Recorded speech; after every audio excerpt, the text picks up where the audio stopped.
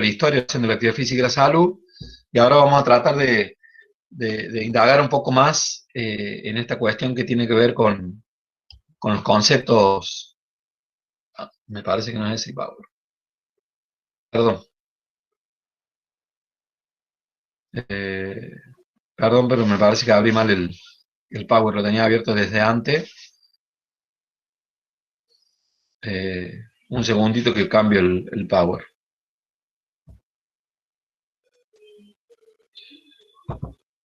Me equivoqué de presentación. Les decía que vamos a tratar de ver los fundamentos de la salud y poder entender, porque parece que muchas veces hablamos como eh, muchas veces hablamos o establecemos un concepto entendiendo de que todos eh, entienden lo mismo, o que parece que estamos hablando lo mismo, pero estamos hablando de cosas diferentes. Entonces, me parece importante que si vamos a hablar de temas relacionados a la salud y para poder contextualizar también cuál es el rol del profe de educación física en este contexto, ¿no? Eh, y qué cosas podemos nosotros aportar al campo de la salud, entendiendo que no somos médicos, claramente. ¿Se ve la presentación ahí? ¿Ustedes ya la están viendo?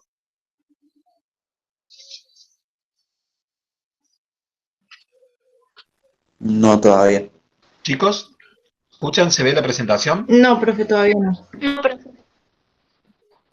Yo veo todo en negro. Vamos a esperar un ratito, a ver. Yo igual.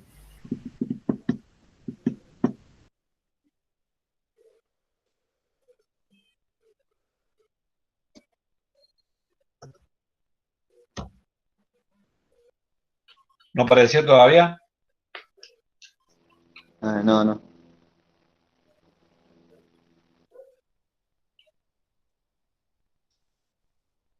Porque yo acá en la pantalla, en mi pantalla la estoy viendo, digamos.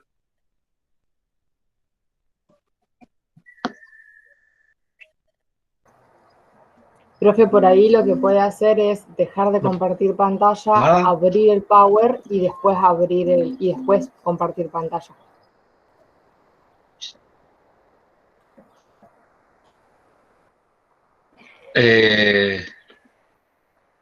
Bien. Vamos a probar ahí. Dejo de compartir. Acá pongo así. Lo que pasa es que no me puedo ir después En realidad depende de la aplicación. Hay El algunas Power está aplicaciones abierto. que tenés que abrir el Power después de compartir pantalla y otros que tenés que compartir pantalla con el Power ya abierto.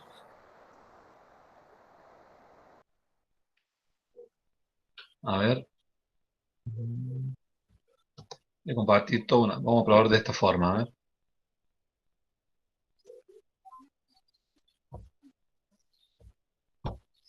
Abro por acá.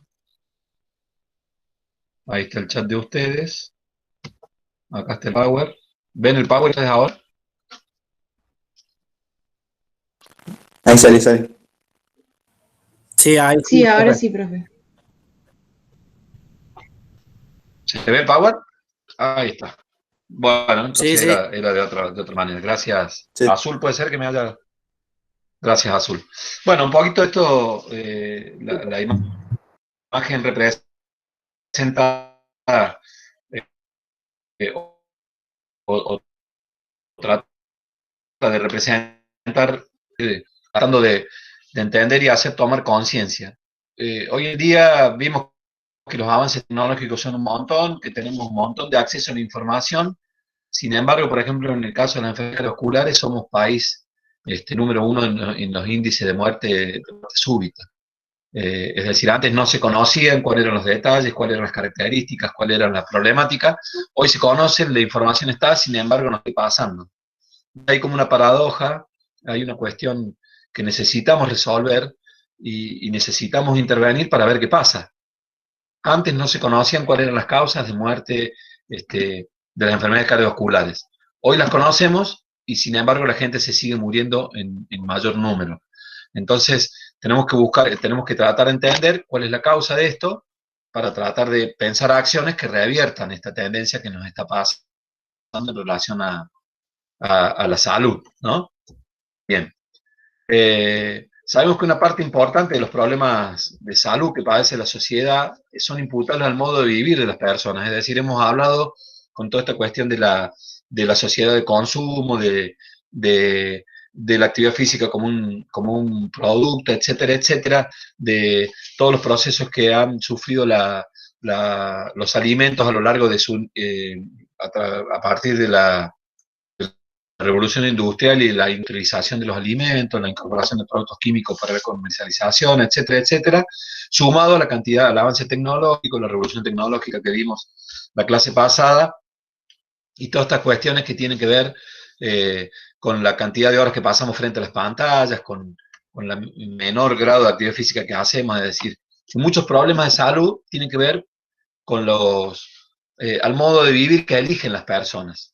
Muchas veces lo hacen inconscientemente, es decir, como veíamos la clase pasada, llevados o trasladados por esta cuestión de la lógica del mercado, entonces no nos sentamos muchas veces a pensar y a reflexionar si lo que estamos haciendo, si lo que estamos consumiendo, si las decisiones que estamos tomando son las correctas. Entonces, el modo de vivir que cada uno de nosotros adoptamos, muchas veces consciente o inconscientemente, lleva a, como consecuencia, algunos problemas de salud, ¿no? Alguna enfermedad como el tabaco o las enfermedades cardiovasculares tienen una relación con la persona. Saque este cartelito de acá. Muchas de las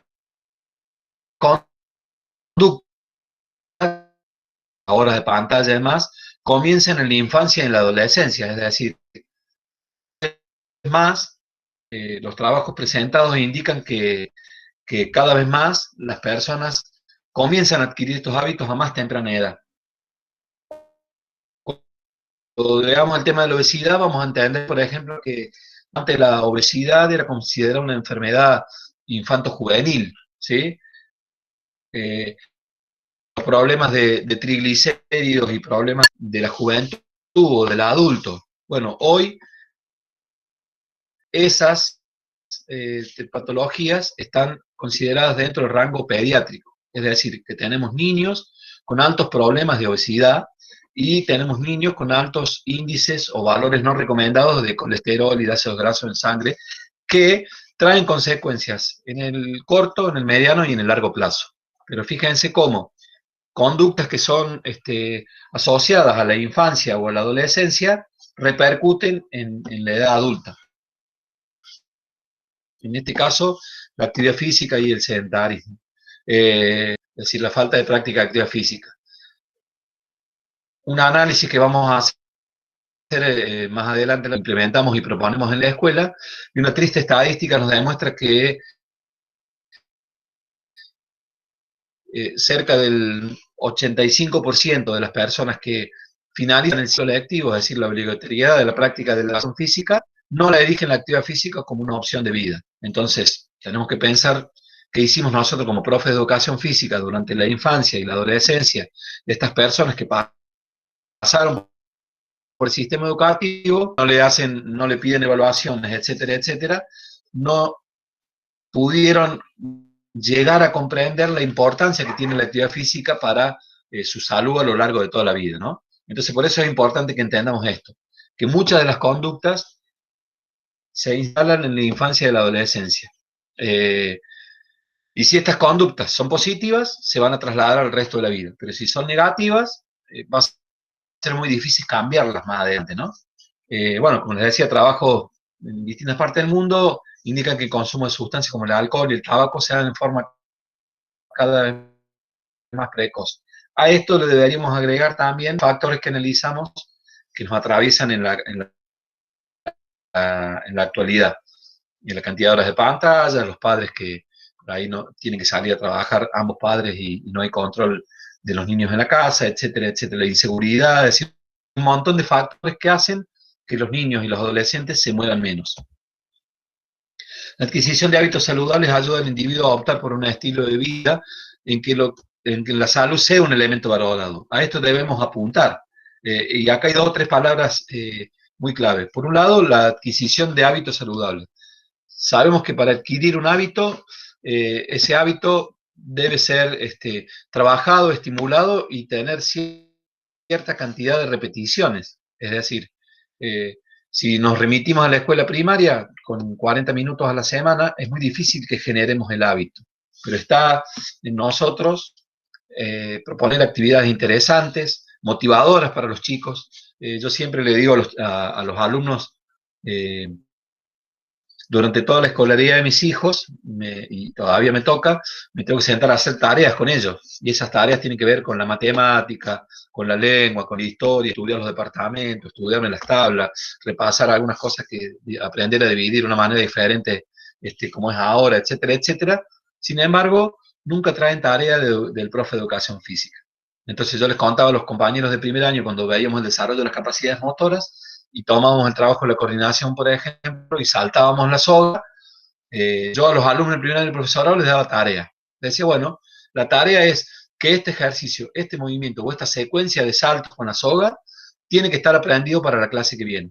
Entonces, si nosotros, por ejemplo, implementamos actividades de este tipo en las clases de educación física, en donde propongamos actividades, donde propongamos ejercicios o movimientos que el alumno puede practicar en su casa, vamos a pasar de 40 minutos de la clase, propuse el ejercicio, lo mostré, lo enseñé, di algunas pautas para trabajarlo, a lo mejor 4 o 5 días en la semana que el alumno se puso a practicarlo, en un momento libre que tenía, en el patio de la casa, el fin de semana, etcétera, etcétera. Entonces, fíjense cómo esto de la adquisición de los hábitos es muy importante que nosotros como profe de educación física podamos reforzar esos 40 minutos o esas 2 horas de clase que se da en el colegio secundario.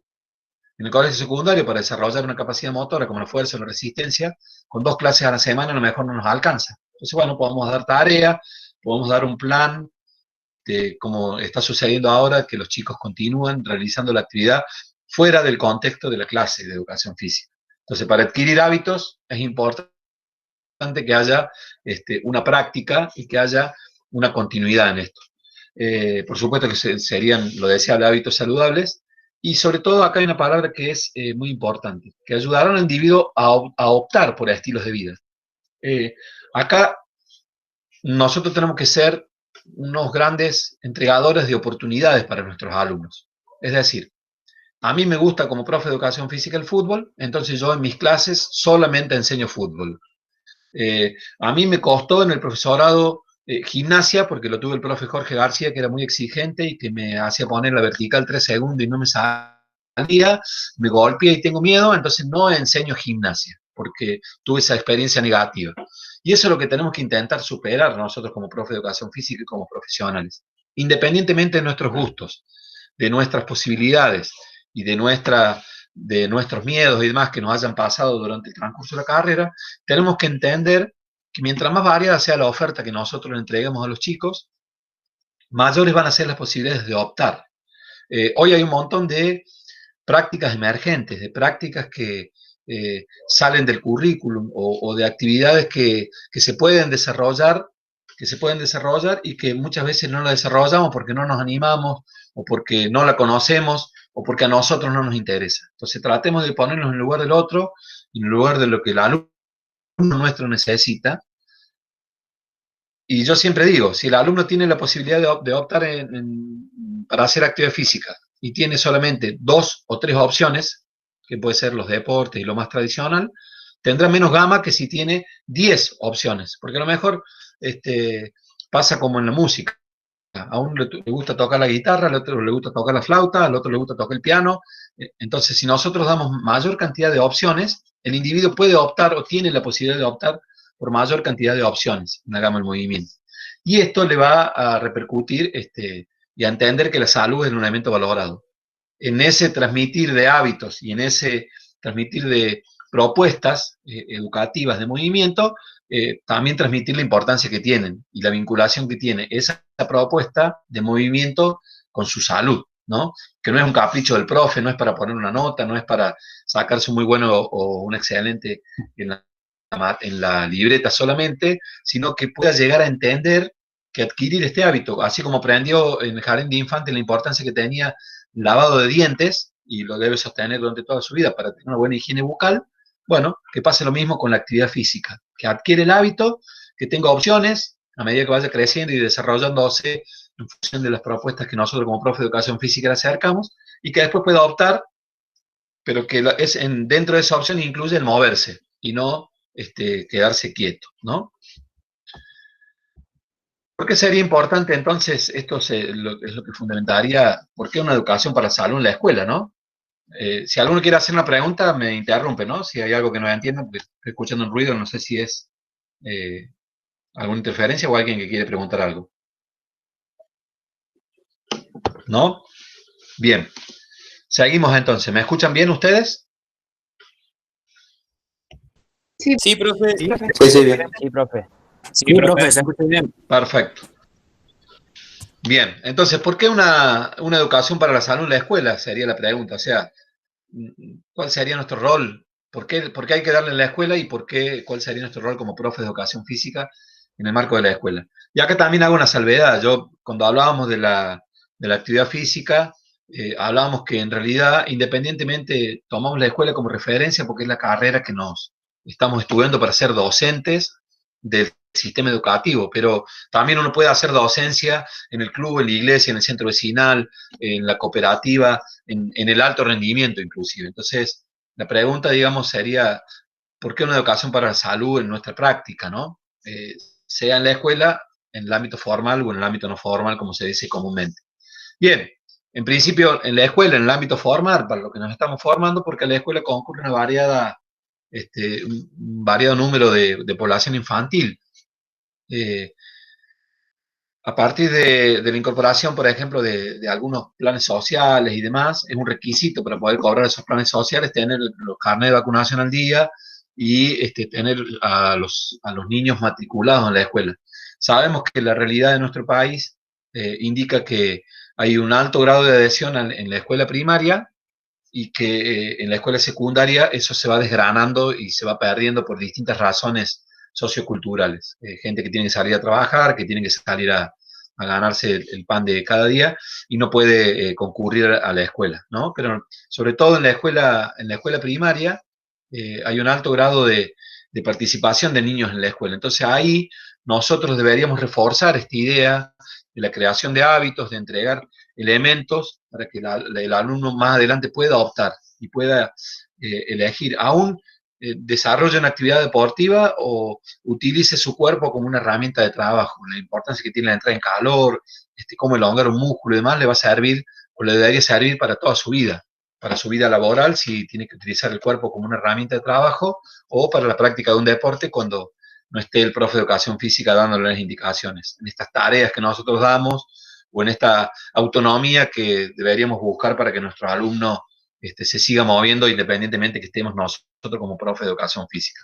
Pero para eso hay que hacer propuestas interesantes, hay que generar el hábito, hay que dar opciones para que cada uno pueda encontrar el gusto y el placer por la actividad física, ¿no? Entonces, un poco la respuesta de por qué en la escuela sería porque en realidad en la escuela los chicos pasan. Fíjense, yo siempre hago esta analogía. Hoy la educación es obligatoria, por lo menos en los papeles, desde sala de 3. O sea que nosotros tomamos al niño desde los 3 años. Finaliza la escuela primaria con 11 y finaliza el secundario con 17 o 18. O sea que tenemos prácticamente en todo el recorrido escolar 15 años para tratar de convencerlo, de generar esos hábitos y de hacerle gustar el movimiento. Lamentablemente la realidad, como decíamos recién, nos indica que los chicos abandonan la escuela secundaria o finalizan la escuela secundaria y pocos eligen la actividad física como un medio de vida, entendiendo que es para su salud y no ya para el profe, para la nota de la libreta. Siguiendo con esta pregunta, digamos, ¿por qué la salud en la escuela? Cuando decimos tradicionalmente, tiene que ver con uno de los enfoques, ya sea que se debe ese ruido, es la presentación de PowerPoint que tiene algunos ruiditos cuando ingresa. Bien, les decía, tradicionalmente la cuestión de la salud era competente, y cuando decimos tradicionalmente, vamos a ver acá una expresión de deseo en realidad. Hoy todavía sigue siendo la salud mirada desde este enfoque, ¿no? Desde este enfoque tradicional. Vamos a tratar de tener una mirada superadora de esto. Pero tradicionalmente era competencia de la familia, es decir, el primer ente, la primera organización que brinda o que aporta la salud de las personas es la familia. Cuando ustedes nacieron, la mamá lo llevó, la mamá, el papá, los llevaron al médico, los vacunaron, llevaron su calendario de vacunas al día, se preocuparon porque vayan adquiriendo los hábitos de alimentación, primero con a través de la lactancia materna, después a través de la incorporación de los alimentos sólidos, etcétera, etcétera. Es decir, la familia eh, nos retaban cuando andábamos descalzos, la mamá estaba siempre atrás nuestro, o el papá estaba atrás nuestro con una campera, un abrigo para que no nos enfermemos, es decir, la familia como ente, digamos, de alguna manera conservador de este estado de salud, siempre pendiente a qué nos pasaba en relación a la salud. Por supuesto, una figura muy importante, el Estado a través de los planes o las campañas de vacunación, la obligatoriedad de exigir para algunos trámites, para algunas cuestiones, el carnet de salud. Hoy, en el contexto de las clases de educación física de la escuela, la exigencia en Córdoba del CUS, el Certificado Único de Salud, ustedes seguramente no se acordarán porque eran muy chicos, o a lo mejor no lo saben, pero antes que existiera el CUS, solamente se pedía un certificado médico en donde un médico firmara que el chico estaba apto para hacer actividad física. Mucha gente, y tampoco era obligatorio, ¿no? A veces en algunas escuelas lo exigían más, menos y demás. Y muchas veces ese certificado se hacía de favor, digamos, algún médico de favor, como tenía algún médico conocido de la familia, para no llevarlo al médico y demás, decir, che, ¿por qué no me firman el certificado que me piden en la escuela? Pum, y llevaban el papelito, sin una revisación previa. Y otra gente que no tenía acceso a los sistemas de salud, sino social y demás, directamente no lo presentaba. A partir de la década del 90, en el sistema educativo de la provincia de Córdoba se exige el CUS, Certificado Único de Salud, que obliga de alguna manera, o que en realidad que obliga, pero la idea es que se tome conciencia de la importancia que tiene la consulta con los médicos especialistas. Yo les contaba en alguna oportunidad que mi madre era docente, por ejemplo, y antes que existieran estos certificados médicos, eh, muchos problemas de visión se detectaban en el aula cuando los chicos comenzaban a escolarizarse, sobre todo a partir de segundo grado, porque había dificultades en la lectura o dificultades en la escritura que no tenían que ver con un proceso de dificultades en el aprendizaje, sino con un problema que no veían, ¿sí? Que tenían dificultades de la vista. Como no era costumbre llevarlos al médico hasta que uno no estuviera enfermo, y menos al oculista para que revisara cómo era el desarrollo de su visión, se detectaban recién en primero o segundo grado cuando comenzaban a producirse los fracasos escolares. Entonces, fíjense la importancia que tiene el Estado en este sentido, que estableció una norma que todos los niños que son escolarizados tienen que realizar un certificado único de salud, y ese certificado único de salud incluye consultas con el pediatra, con el biólogo, con el oftalmólogo, con el ORL, etcétera, etcétera. Entonces el Estado acá se hace presente en la cuestión de la salud, el carnet de vacunas, etcétera, etcétera, para garantizar. Y por supuesto, la figura muy presente del médico, ¿no? Lo ideal, tener un médico de cabecera, un pediatra que haga todo el seguimiento, y las especialidades a la medida que vaya surgiendo la necesidad. El mismo pediatra muchas veces deriva si es que hay alguna problemática. Pero esto es el esquema de quién se hace cargo de la salud de las personas, ¿no? Desde que nacemos hasta que vamos transitando, digamos, mayores edades. Evidentemente que a medida que vamos creciendo, la familia a lo mejor va desapareciendo un poco de ese rol, ya cuando somos adultos, ustedes a lo mejor ya en edad adulto concurren al médico solos, ante algún problema de salud, acuden solos, ya no tienen que estar, la mamá siempre o la familia siempre va a estar recomendando que salgan abrigados, preguntando por el estado de salud, etcétera, etcétera, siempre va a estar presente, pero va perdiendo un poco ese rol. El Estado continúa con algunas acciones, pasa por ejemplo como en este caso de la pandemia, o como yo les contaba de la gripe A en aquel momento, Y el médico, que evidentemente es la persona que de alguna manera va guiando ese proceso que todos nosotros transitamos. Este enfoque estaba vinculado a una educación sanitaria, del cuidado del cuerpo, muy desde el punto de vista clínico. Veíamos el otro día cuando veíamos las cuestiones de las gimnasia provenientes de otras culturas, como había algunos métodos que no eran tan cruentos para los análisis. Hoy muchos de los estudios, lamentablemente, en la medicina tradicional son invasivos. Me tengo que hacer una radiografía y bueno, me tengo que irradiar o someterme al proceso de irradiación para que me hagan una placa, o análisis y me tengo que pinchar, y algunos otros estudios me tienen que poner un contraste, etcétera, etcétera. Por supuesto que la ciencia y la tecnología va avanzando, pero esta educación sanitaria estaba vinculado muy a un carácter anatomista, digamos, y vinculado al cuidado del cuerpo, ¿sí? Actualmente, y esto en realidad es una expresión de deseo, lamentablemente no pasa, pero es una expresión de deseo, que es lo que vamos a intentar que ustedes tomen como bandera. Se está creando entre nosotros una fuerte conciencia e inquietud por resguardar la salud, y para ello sentar bases desde que los niños son pequeños hasta niveles de formación superior.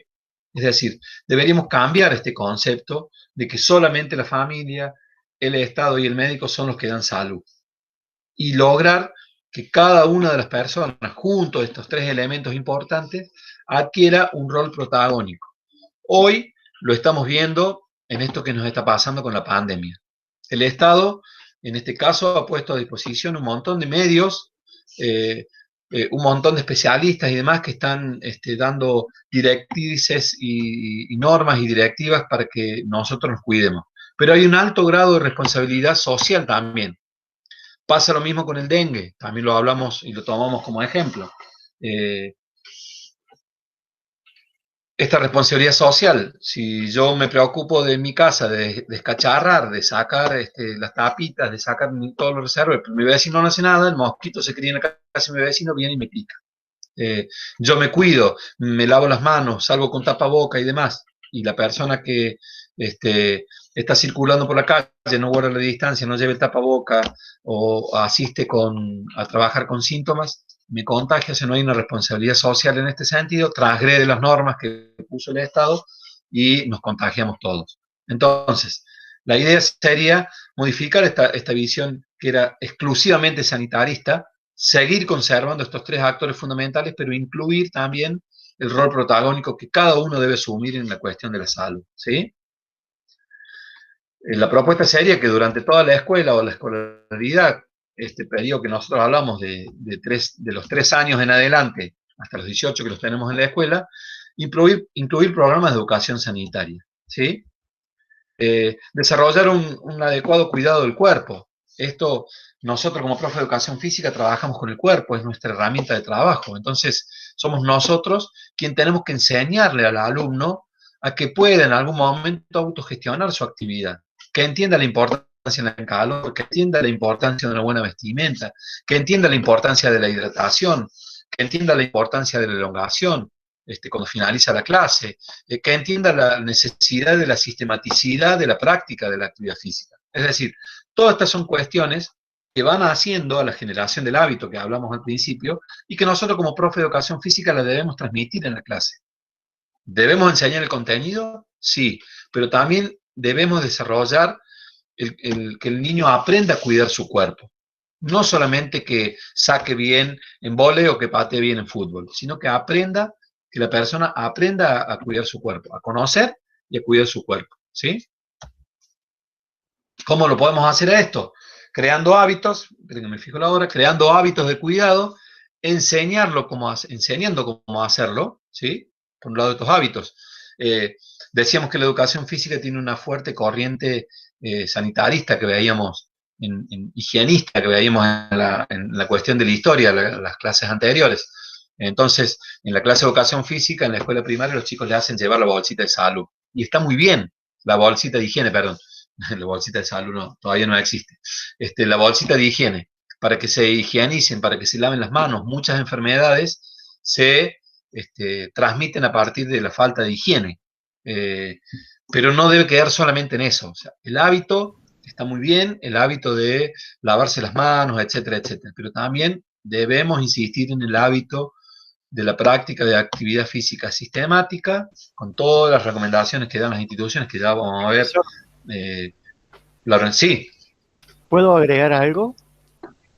Sí, cómo no. Yo creo que otro punto fundamental también sería el explicar el porqué de hacer algo. Porque si simplemente le damos un ejercicio que elonguen, que estiren, y no le explicamos qué fundamentos tiene eso, el chico lo va a hacer sin importarle realmente el motivo. Así que también el explicar el porqué de cada cosa cada vez que se va enseñando, me parece que es un punto también fundamental. Exactamente, concuerdo totalmente con vos. Por eso el segundo punto dice enseñando cómo hacerlo. O sea, creemos el hábito, pero enseñemos cómo se hace. Y en ese enseñar demos el fundamento del por qué y para qué. Y ahí es donde nuestra profesión va a ir tomando cada vez más protagonismo y más profesionalismo. Porque si no,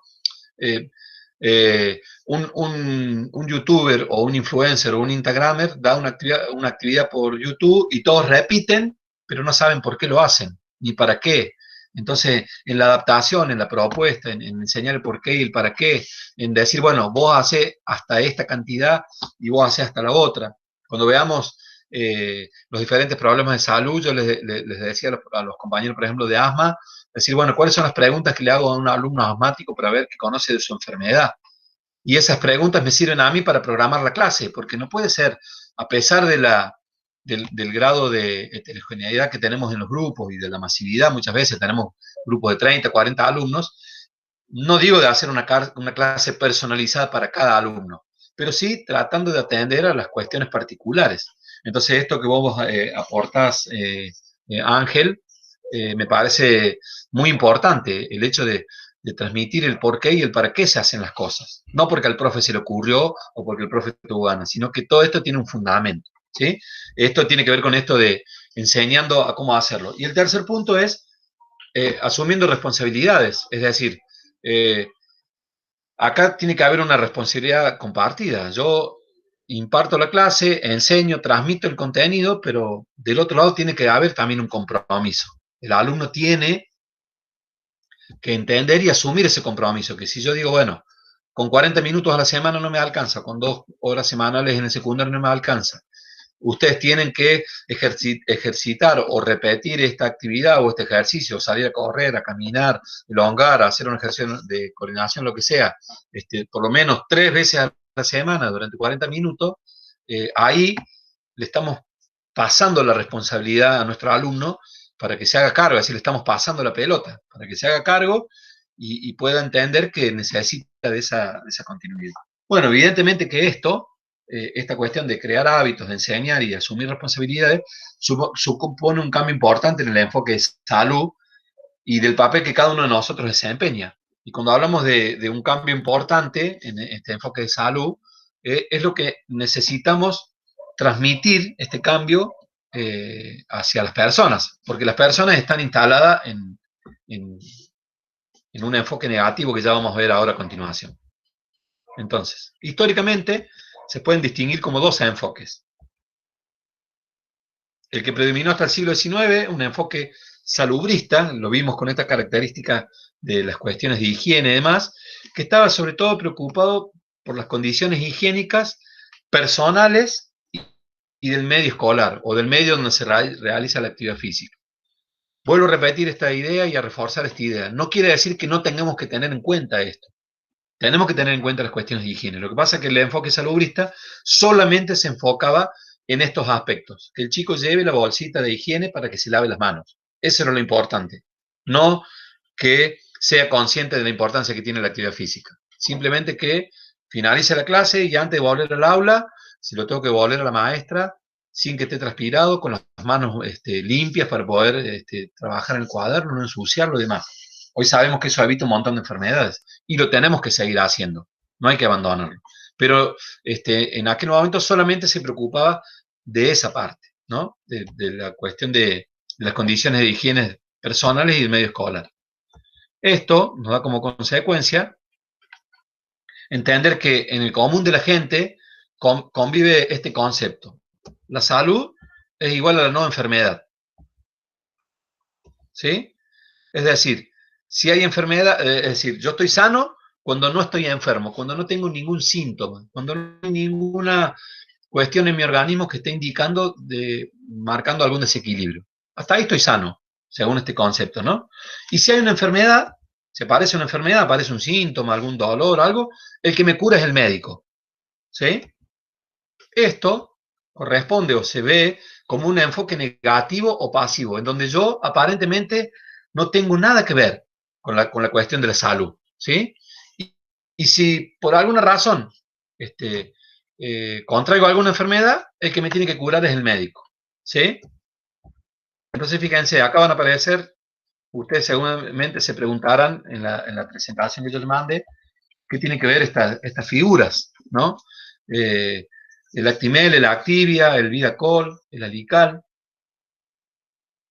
Yo estoy sano bajo este concepto si no tengo enfermedad. Entonces, puedo comer cualquier cosa, total existe Alical. Es decir, estoy depositando la responsabilidad de mi salud en un producto. Yo puedo comer asado, emborracharme todos los días, producir excesos en el consumo de alcohol y de alimentos ricos en grasa, total está Alical. Y si me duele la cabeza porque el hígado está reventado, viene con un analgésico que me ayuda a levantarme el otro día en perfecto estado.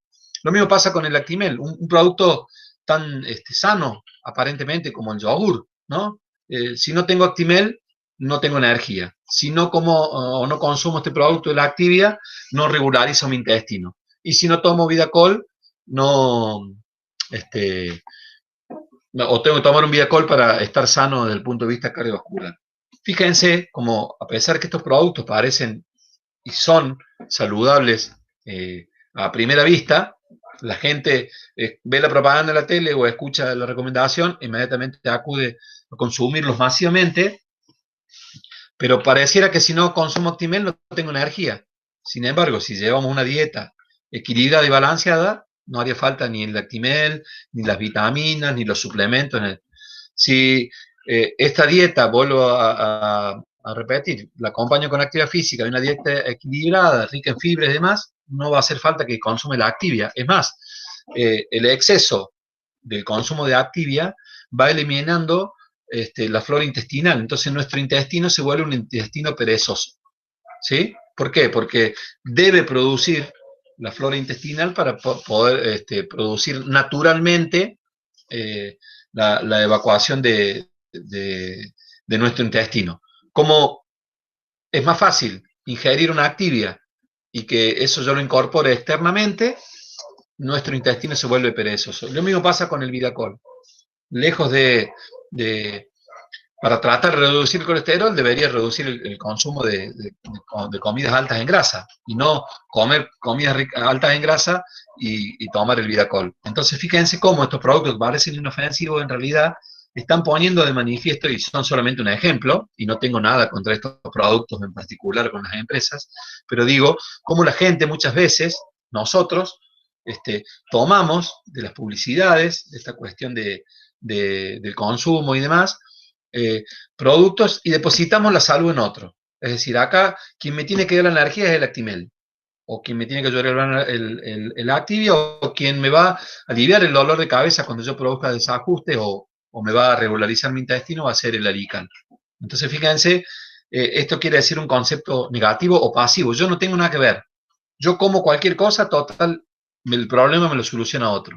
El médico en caso de una enfermedad, o un producto milagroso de estos que se ofrecen como saludables o como vendedores de buena salud.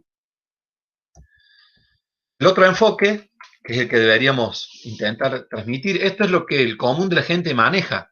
Pasa lo mismo en relación a las enfermedades, y me detengo un ratito acá de nuevo, en este enfoque pasivo, con la cuestión de la visita al médico. Se está revirtiendo la tendencia, pero durante mucho tiempo yo me cruzaba con una persona acá, ¿cómo andás? ¿Qué decís? Hace mucho que no te veo. ¿De dónde venís? No, vengo del médico. ¿Qué te pasó? O sea, parece que teníamos que ir al médico cuando nos pasaba algo. Hoy se sabe que hay un montón de enfermedades y hay un montón de campañas en ese sentido, por ejemplo, para las mujeres, para la prevención de cáncer de mama, que a partir de cierta edad deben asistir periódicamente a hacer controles para prevenir, no esperar que aparezca el dolor o la enfermedad para ir al médico. Entonces, esto también, y sobre todo en algunas enfermedades que ya vamos a ver cuando las compañías desarrollen, como por ejemplo las cardiovasculares o la hipertensión arterial, que son enfermedades silenciosas que no presentan síntomas. Entonces, muchas veces yo no acudo, o las personas no acudían al médico porque no tenían ningún síntoma. Cuando por alguna razón iban al médico, porque le iban a operar de un cálculo en la vesícula a los 45 años, se encontraban con que eran hipertensos. Y a lo mejor hacía 10 años que eran hipertensos. Pero como no presentaban ningún síntoma, no hacían control de su presión arterial, no asistían al médico una vez al año, etcétera, etcétera, bueno, las enfermedades se desarrollan y muchas veces era tarde. Esto del enfoque negativo y pasivo convive muchas veces en el común de la gente, ¿no? De quedarse a esperar, de depositar la responsabilidad en otro, de que en realidad otro se tiene que hacer cargo de mi salud. Entonces, a partir de los años 80 existe lo que se denomina la concepción ecológica, ¿sí? Se preocupa desde la infancia por el desarrollo de comportamientos y estilos de vida saludables. Estos estilos de vida saludables están referidos al individuo, a la sociedad y al entorno físico. Es decir, incluye esta cuestión higiénica y sanitaria que veíamos anteriormente, pero sobre todo pone el foco o el centro en el individuo, en la sociedad en la que está ese individuo, y después vamos a entender bien, hoy lo estamos entendiendo bien porque lo tenemos a flor de piel, la importancia que reviste la cuestión social para nuestra salud y el entorno físico en el que nos desarrollamos. Entonces, bajo esta concepción ecológica, denominaríamos un enfoque positivo o activo. Este enfoque positivo o activo pretende que cada persona debe recuperar un papel protagónico en la salud y hacerse cargo de la misma. Y acá hay que hacer una diferenciación. El hacerme cargo de mi salud no quiere decir que no voy a visitar nunca más al médico. No quiere decir que no haga caso a las recomendaciones del Estado en cuanto a los calendarios de vacuna. No quiere decir que yo me automedique.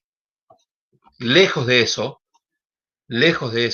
hay que hacer caso a las recomendaciones del Estado, hay que hacer caso a las recomendaciones del médico, pero también nosotros debemos elegir o adoptar un papel protagónico en el ámbito de la salud. La figura de la derecha, me parece, o de la izquierda de la pantalla, lo representa bien. Es decir, si yo me siento a comer o a almorzar, ¿de quién depende la decisión de que me coma un lomito con papas fritas o una comida saludable o una dieta rica en verdura? Es mía, ¿sí? El médico me lo puede decir, pero la decisión la termino tomando yo. Y con esto tampoco queremos pasar al extremo, de decir, no, nunca más me voy a comer un lomito con papas fritas o nunca más me voy a tomar un vasito de cerveza. Pero todo en su justa medida y en el equilibrio, en la balanza de equilibrio que mostrábamos en la presentación del inicio, ¿sí? Fíjense, esto de recuperar el papel protagónico de la salud y hacernos cargo de la misma. De las decisiones que tomamos día a día y en cada momento dependerá la salud que vayamos teniendo. Tomemos como ejemplo un día X de nuestra vida. Nos levantamos. La primera decisión, ¿desayunamos o no desayunamos? Hay muchas personas que no tienen el hábito del desayuno. Y desde el punto de vista alimentario, muchos manifiestan que el desayuno es la comida principal, una de las principales comidas del día, porque el cuerpo ha permanecido entre 8, 10 o 12 horas en ayuno, a pesar que tenía una actividad metabólica basal, porque ha estado durmiendo, pero son muchas horas de ayuno, entonces es importante para poder comenzar el día, tomar un desayuno. Perfecto, primera decisión, ¿desayuno o no desayuno? Bien, opté por desayunar. Bueno, ¿qué desayuno? Entonces acá es donde debo consultar con los especialistas o informarme de cuáles son las mejores opciones para tomar en el desayuno, qué tipo de alimentos, de qué manera, etcétera, etcétera. Bien, me voy al profesorado de educación física porque tengo clase de educación física adaptada con el profe Jorge García y me voy al profesorado. Tomo el colectivo, perfecto, llego al profesorado y resulta que pasa toda la mañana y no consumí ningún alimento. Las recomendaciones en relación a consumir alimentos hablan de la importancia de no tener ayunos prolongados, es decir, realizar las 4 comidas y las colaciones en el medio, ¿sí? ¿Por qué? Porque si yo no comí nada, después cuando llegue el mediodía, me voy a querer comer hasta el escritorio de la cantina, ahí en la mesa de la cantina del IPEF. Llego a la cantina del IPEF, bueno, ¿cuál es la elección que tomo en cuanto a mi almuerzo? Muchas veces esas elecciones están limitadas por condiciones económicas. Hoy, lamentablemente, en el contexto en que estamos, muchas familias no tienen esta posibilidad de elegir comida saludable. Deben recurrir a lo que tienen acceso, ¿sí? Pero lo planteemos en un término ideal. Si yo tengo la posibilidad de elegir una comida saludable, bueno, elegirla por sobre otra comida que no es tan saludable. Pero bueno, alguna vez me puedo dar un permitido, me puedo comer un lomito, me puedo comer una papita frita, puedo consumir una copa de alcohol, etcétera, etcétera. Pero vuelvo a las decisiones. Terminó la clase del IPEF, fui, comí en la cantina, elegí la comida, cada uno verá qué come, y después me queda tiempo libre. Entonces, en vez de elegir hacer actividad física, o volverme caminando un trayecto, o bajarme antes del colectivo, elijo bajarme en el colectivo, que mi compañero me haga, me haga el pool, me haga de Uber, me lleve hasta la puerta de mi casa, llego a mi casa y me siento a ver con el teléfono y me paso 6, 7 horas en la pantalla jugando a la Play, viendo series de Netflix, etcétera, en vez de elegir la actividad física. Entonces, fíjense que las decisiones que nosotros vamos tomando en cada momento de nuestra vida repercuten en el ámbito de la salud. Entonces, tenemos que consultar con los especialistas para que nos puedan informar, asesorar, etcétera, etcétera, de cuáles son las opciones que tenemos. Di el ejemplo de la alimentación y de la actividad física. Nosotros como profe de educación física, sobre todo, tenemos que hacer hincapié en esta cuestión de la actividad física y generar en nuestros alumnos el hábito y el gusto por la actividad física, para que ellos, cuando nosotros no estemos presentes y no estemos frente de ellos, lo tomen como opción, ¿sí? Entonces, esto quiere decir que cada persona debe recuperar el papel protagónico de su salud y hacerse cargo de la misma. Vuelvo a repetir el concepto, no tiene nada que ver con desobedecer las normas del Estado en relación a la salud, no tiene nada que ver con el no asistir al médico, ni tiene que ver con la automedicación, que son terriblemente malos, sino que en el contexto de la posibilidad de nuestras decisiones, tengamos la opción y le demos a nuestros alumnos la opción de elegir cuestiones que sean saludables, específicamente en nuestro campo, en el de la educación física, ¿sí? Y acá vamos a cerrar con estas preguntas, digamos, ¿no? En relación a estos conceptos de salud y nuestro rol como profe de educación física. ¿No seremos los profes de educación física también responsables de esta cuestión de seguir transmitiendo este enfoque negativo? ¿Cuál es el modelo de práctica que desarrollamos nosotros en nuestras clases de educación física? ¿Le damos a nuestro alumno la posibilidad de muchas opciones? ¿Ayudamos a que se contribuimos a que se genere ese hábito? ¿Sí? ¿Somos inclusivos en nuestra clase o excluimos de la práctica? ¿Somos elitistas, vamos con los mejores, con los que más tienen, con los que más desarrollan las capacidades, o nos detenemos a tratar de nivelar el grupo para que todos, o de hacer actividades diversas para que todos puedan participar? ¿Existiría una relación estrecha entre las prácticas y las decisiones que nuestros alumnos tomen a futuro en relación a moverse o no? ¿Tendrá algo que ver lo que nosotros hoy estamos haciendo en la clase de educación física que lleva a los alumnos a que decidan moverse o no? Bueno, son preguntas que cada uno podrá hacerse, pensar y reflexionar para poder transmitir con claridad a los alumnos, ¿sí? Bien.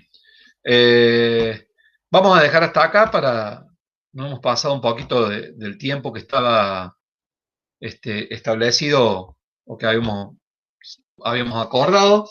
Espero no haberlos aburrido, espero haberlos sido claro en esto. Me parece, en esto de la educación para salud, yo siempre lo comparo con lo que nos pasó con la educación ambiental. Fíjese la conciencia, durante la década del 80 en adelante, se trabajó mucho sobre la educación ambiental, ¿sí? Y los niños, las nuevas generaciones, tienen una conciencia ambiental completamente diferente a la nuestra. Un niño en jardín de infante, uno tira un papel por la calle y dice, no, pará, levanta lo que estás contaminando el planeta. Entonces, lo que logró la educación ambiental, me parece, nosotros tenemos que contribuir para que pase lo mismo con la cuestión de la salud. En otro ámbito me parece que sería importante, por ejemplo, lograrlo en el ámbito del tránsito y de las leyes de tránsito para evitar y prevenir accidentes. Pero tomo esta conciencia que se logró generar de la conciencia ambiental en los niños, a partir de, como decía Ángel, de explicar el por qué y para qué no debemos tirar un papel o contaminar el planeta y entender que estamos todos dentro de un mismo sistema. Bueno, con la salud, entiendo que como profe de educación física debemos intentar hacer lo mismo, transmitir la importancia que tiene la actividad física para prevenir salud, porque muchos de los chicos están sanos en este momento, pero si no incorporan hábitos de vida saludable, van a tener consecuencias a largo plazo, ¿sí?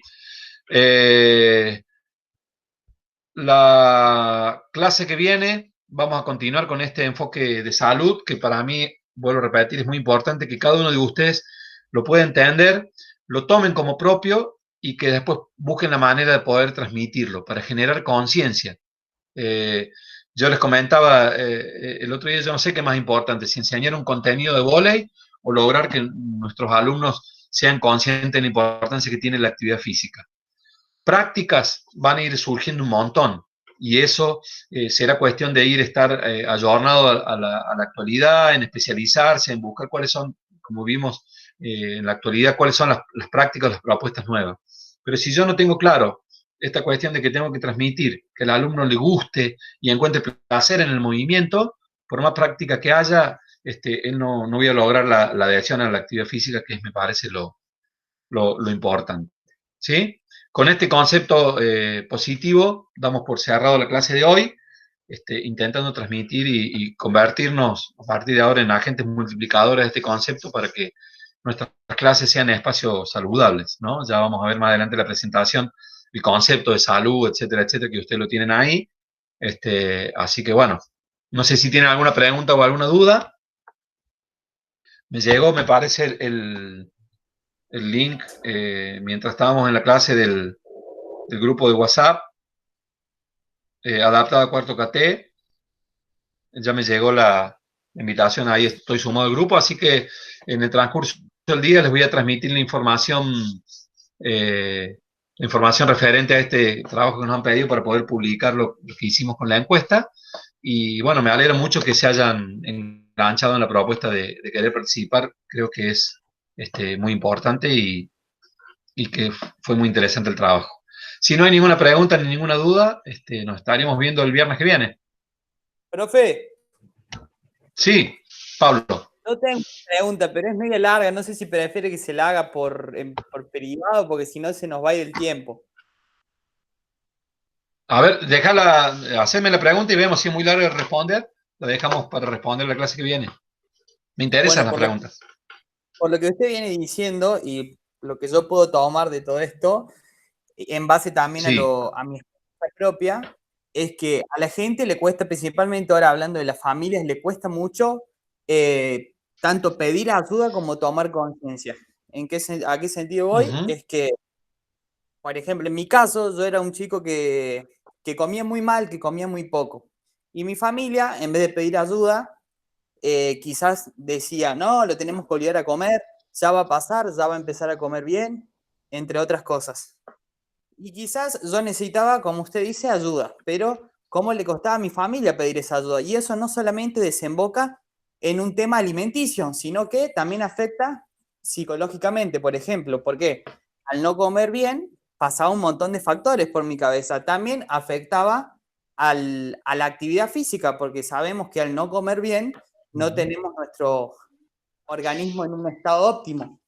Entonces pasan un montón de cosas que yo veo que cómo le cuesta a la gente, a las familias pedir ayuda. Eso principalmente. Segundo, también, y la pregunta va a esto, es que nosotros, dice, como factores de salud, los profes de educación física. Pero yo lo que veo que es un problema más educativo. ¿Por qué? Porque nosotros podemos recomendar cosas, pero como todos saben, nosotros no somos nutricionistas. Así como a nosotros no nos gusta que hablen de la actividad física, e influencer, entre otros, nosotros tampoco tenemos voz en la nutrición, no tenemos voz tampoco en la psicología. Entonces yo creo que el tema es que el problema educativo es que no llenamos todas las aristas que debemos llenar. Yo creo que no solamente para un chico, sino para un deportista el día de mañana, tiene que cubrir tanto el preparador físico o el profe de educación física, el factor psicológico y el factor alimenticio. Entonces, yo creo que justamente no solamente tenemos problemas en lo que es la educación física, sino en un montón de aristas que no se están contemplando y nos estamos quedando con muy poco.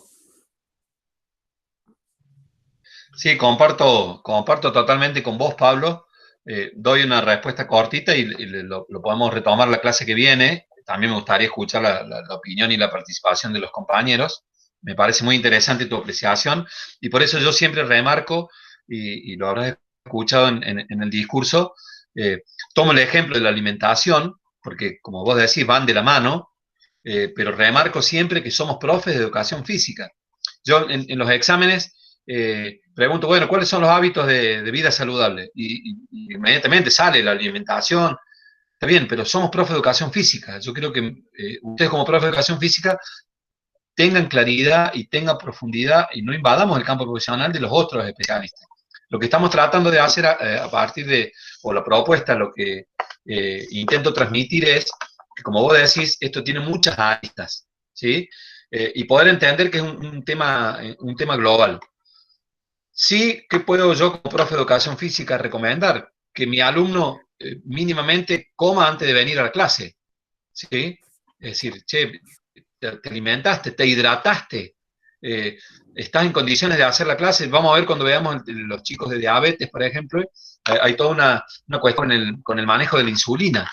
Entonces, che, te pusiste la insulina, te mediste antes de hacer la clase, es decir, cuestiones que nosotros tenemos que conocer, pero comparto con vos que no tenemos que invadir el campo profesional. Por eso siempre yo hago hincapié que las recomendaciones tienen que ir en el ámbito de la actividad física, es lo que concreta, convoca en este. Sí, yo puedo, a partir de estar en un equipo interdisciplinario, que sería lo ideal, vos hablabas del ámbito deportivo. Lamentablemente, en nuestro país, el profe o el entrenador tiene que ser psicólogo, tiene que ser médico, tiene que ser nutricionista, tiene que ser taxi, tiene que ser remi, porque lo tiene que pasar a buscar al deportista por la casa, lo tiene que contener psicológicamente.